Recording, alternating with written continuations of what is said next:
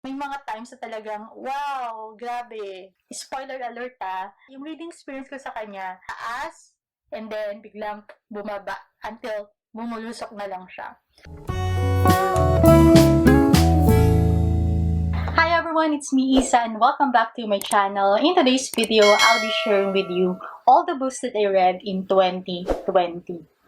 Now, I'm not gonna lie, medyo disappointed ako sa sarili ko because I only finished 7 books this year compared to last year na nakatapos ako ng 16 books, and even the year before that, 16 books din yung natapos ko.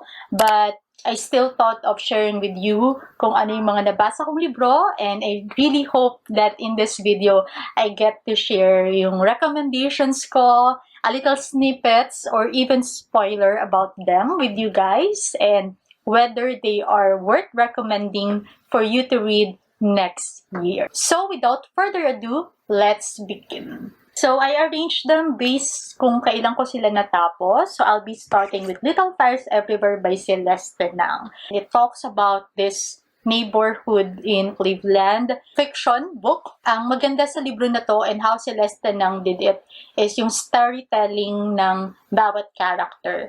I really felt like it's a slow read on the first 100 pages, but you will come to a point of no return. Kapag nado ka na sa gitna, hindi mo na siya bibitawan because you just want to finish it and to know what happens to each of the character. I also like how Nang made it to a point na lahat ng character, merong nag-shine sila. Parang may moment sila dito sa libro na to. Walang naiwan, ika nga. And their lives just intertwined, and lahat sila merong mga pinanggagalingan. And I really like that. It's slow read, yes, pero it's still worth recommending. And if you do want it, you're gonna be amazed on Celeste ng storytelling. It tells a lot dun sa galing ng author. It actually has a series already available on Hulu. It stars 2 of the great actresses as well, but I've never actually watched even yung trailer. So, yun. Next is All the Money in the World by John Pearson. Now, this one is based on a true story. It's actually an autobiography of the Getty family. And the Getty family is a famous old rich in America. So, sa kanila yung Getty Oil. And even today, yung Getty Images na nakikita natin, famous sa kanila yon. This book gives you an inside story on what it is to live the super rich. And bukod pa doon, yung plot kasi nito, it happens when yung grandson ni J. Paul Getty, which is yung pinaka-head of the family, yung pinaka-mayaman, is na-abduct in real life. And how the family work onto that moment o yung tragedy na yon, paano nila ni-resolve, yung ganong eksena mababasa mo sa librong to. So, it's still worth the read, and it's something that I didn't regret reading nga. Hindi ko pinagsisihan yung pagbabasa ng librong to. Although, at some point, para ka nagbabasa kasi ng history. Kasi talagang ganun ka-intense yung pagkakasulat sa kanya. Pwede kang maligaw, lalo na pag nag-introduce ng character. But, no worries kasi meron siyang family tree. So, every now and then, pag may sinasabi na pangalan, I just go back to this family tree for some reason. And very helpful siya para hindi ka maligaw dun sa buong plot. It's a mixture between novel and a history book, if I may say so. If you do like that, then I recommend reading this book. Again, that's All the Money in the World by John Pearson. Next is The Widow of Wall Street by Randy Susan Meyers. Now, a fun fact, when I shared this one on Instagram that I'm reading this book, yung mismong author, Randy Susan, followed me on Instagram. So, that's very nice of her and very humble na gawin niya yon. Pero yun, nakakatawa lang. And I think we also exchanged message on Instagram dahil doon. So, I message her, thank you for following me, ganon, etc. Friends na kami sa Instagram. This one is based on a real story naman of Bernie Madoff. So, Bernie Madoff is famous in the US because he did the biggest Ponzi scheme in America. Yung story nito is based on that one. Phoebe, siya yung asawa ni siya yung asawa ni Jake, and si Jake, yung parang Bernie Madoff. So, It tells about how Phoebe, the wife, found out about the crime of her husband, what she did, paano niya sinurvive yung ganong sitwasyon. It's actually a good book if you want an inside story on what happens in Wall Street, how a Ponzi scheme works, how it started as something na kala mo wala lang, but it turned out to be a big lie, a big crime, and how the super rich really got scammed out of it. Pati yung downfall ng Wall Street, makikita mo dito sa libro na to. And nakakatuwa kasi the way it was written is like an exchange between perspective of Phoebe, the wife, and Jake, yung perpetrator and yung husband. Still worth the read. Next is John Green's Looking for Alaska. Now, this book, hindi ko siya masyadong nagustuhan. Sobrang taas ng rating nito sa Goodreads and even comments saying na mas gusto nila to compared to other books written by John Green. Pero personally, I didn't like it. And hindi ko nagustuhan yung Paper Town. Pero medyo mas okay pa yung Paper Town compared to this one.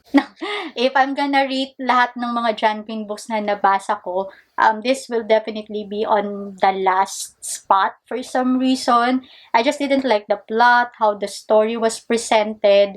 This one talks about Miles Halters, pero yung parang nickname niya dito is Pudge. And high school yung setting, a very common high school type na may mga pranksters, etc. And then one day, he met Alaska. Alaska is a girl, very attractive, but self-destructive at the same time. Yung story niya magre-revolve doon, why Alaska is like that, the tragedy that happened to Alaska. Also, Miles is actually someone na gustong-gusto niya yung mga famous last words or sentences of famous people. Yun yung parang pinaka-talent niya, naaalala niya yon and mahilig siya mag-memorize ng mga yon. This actually book talks also about death. Kaya nga lang, hindi ko nagustuhan on how it was presented for some reason. Again, if you're a fan of John Green, you might as well read this book as part of the whole series or sa mga libro niya. But for me, it wasn't as good of a reading experience. So, tinapos ko na rin lang dahil sayang naman. So, that's Looking for Alaska by John Green. Next is The Shack by W.M. Paul Young. Now, when I read this book, sobrang na-amaze talaga ako. It talks about Mackenzie Allen Phillips and his youngest daughter, Missy. And Missy has been abducted and found out to be, spoiler alert found out to be dead in the shack. So, ito yung parang The Shack, yung place na yan. And it talks about Mackenzie or Mac's acceptance dun sa nangyari.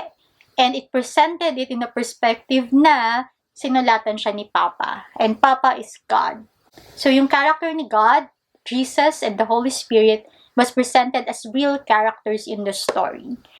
And they have names. And dito sa story na to, they speak to Mackenzie in a way, teaching him to accept the tragedy that took place or what happened. The Shack will actually share to you a lot of characters of God, Jesus, and the Holy Spirit found in the Bible.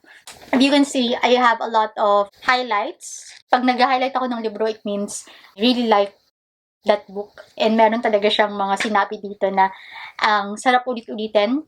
And it gave me a fresh perspective about the character of God, Jesus, and the Holy Spirit. And may mga times na talagang, wow, grabe. I wish I can share to you. Pero meanwhile, much later. So that's The Shack by W.M. Paul Young. Really nice read, actually. Next is The Kite Runner. Now, this one is definitely will be part of my top 10 books of all time. Sobrang ganda ng librong to. It's the best read ever for the year. Ito, tapos ito siguro yung number 2. So, The Kite Runner by Khaled Hosseini or Hosseini. I don't actually know how to pronounce the author's name, pero sobrang ganda ng librong to. If there's anything that I want you to read out of all that I presented in this video, ito yon, The Kite Runner. So when I read this book, ito yung mga panahon na nangyari yun about Afghanistan.